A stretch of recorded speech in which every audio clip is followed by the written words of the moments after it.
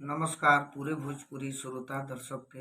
हम गुरु राजा विशेष बात खातिर हम वीडियो संदेश के माध्यम से भेज रहल बानी कि जौन 9 मार्च के जहानाबाद में कार्यक्रम रहल हमरा और निशा उपाध्याय के बीच में कुछ तकरार भइल। मंच पर हम कुछ कहनी, वो कुछ कहली, ओकरा बाद फिर हम मान के चली कि झगड़ा होला तो दू फट केहू कम पिटाला केहू बेसी पिटा जाला। तो ओमे रउआ सब भी जाना तानी कहावत बा कि ताली एक हाथ से ना बाजे। लेकिन शुरुआत में हम कहनी कि भाई प्रोडक्ट निशा उपाध्याय माने हमरे प्रोडक्ट है। प्रोडक्ट मतलब होता है कि भाई मंच पर आपको मदद करना, ठीक है, हम गवा नहीं सकते, आगे बढ़ाने सभी अपने किस्मत से बढ़ते हैं, लेकिन पूरे भोजपुरी श्रोता भी जानती है और ये मैं घमंड के साथ नहीं कहता। हाँ, हमारी एक अच्छी वो दोस्त थी, लेकिन तकरार के बीच में हमने कुछ ज़्यादा ही कहा, अभद्र गाली भी दिया। उसके लिए मैं 17 तारीख को एक बिहटा में कार्यक्रम था, वहाँ भी माफ़ी मांगना था।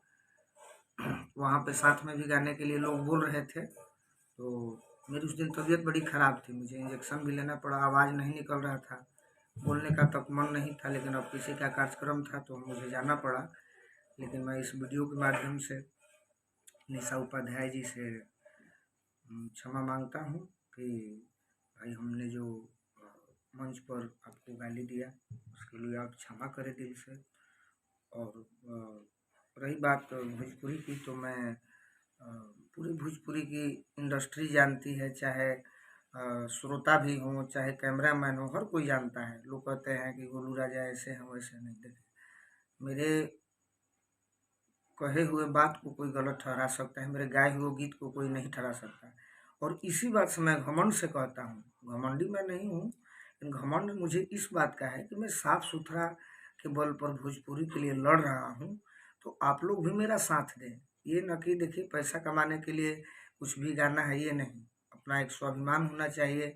और हम एक लड़का होकर जब इस गीत से इतना प्यार पा रहे हैं, ये महोत्सव वो महोत्सव, तो आप लोग भी इसमें इस मुहिम में साथ दें।